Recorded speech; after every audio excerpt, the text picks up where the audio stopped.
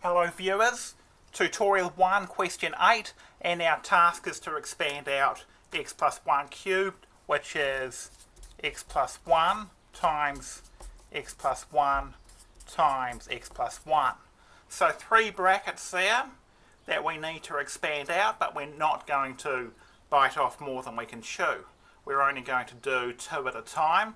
So we'll do the first 2, and the third bracket is going to come along for the ride, but we're not going to do anything with it yet. So x times x is x squared, plus x times 1 is x, plus 1 times x is x, plus 1. Now I recommend that we simplify as we go. So x plus x is 2x, so we get x squared plus 2x plus 1 times x plus 1. Now if we had not simplified as we went, this bracket has 1, 2, 3, 4 terms, this bracket has 2, so 4 times 2 is 8. The unsimplified final expanded form would have had 8 terms to expand out, and then a lot of simplification to do at the end. Whereas now that we've simplified, this first bracket only has 3 terms in it. 3 times 2 is 6, so there are going to be 6 terms in the expanded version, and less expansion to do and less of a mess to tidy up in the final approach. So let's expand out these 2 brackets. So we've got x squared times x is x cubed, plus x squared times 1, which is x squared, plus 2x times x, which is 2x squared, plus then we've got 2x times 1, which is 2x, plus 1 times x, which is x, and then 1 times 1. So there's our 6 terms. Now we need to simplify. So this is our x cubed term, so we have an x cubed, and these 2 are like terms, so they have an x squared in them, so x squared plus 2x squared gives us 3x squared. Any other like terms that we've got, that would be our x terms, which would be this pair.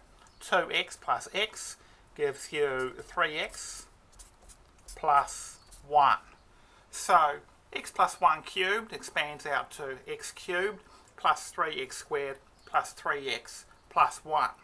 Okay, great. That's part A. Now part B, we need to expand out x minus 1, x plus 2, x minus 3.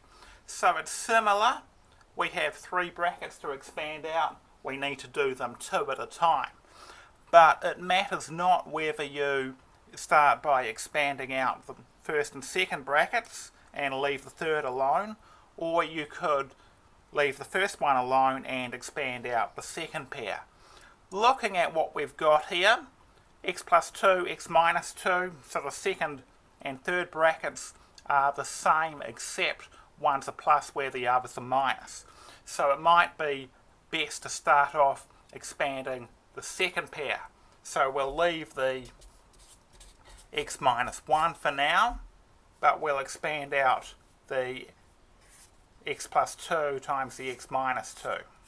So we've got x squared plus 2x minus 2x, and then 2 times 2 is 4, so plus 2 times minus 2 is 4.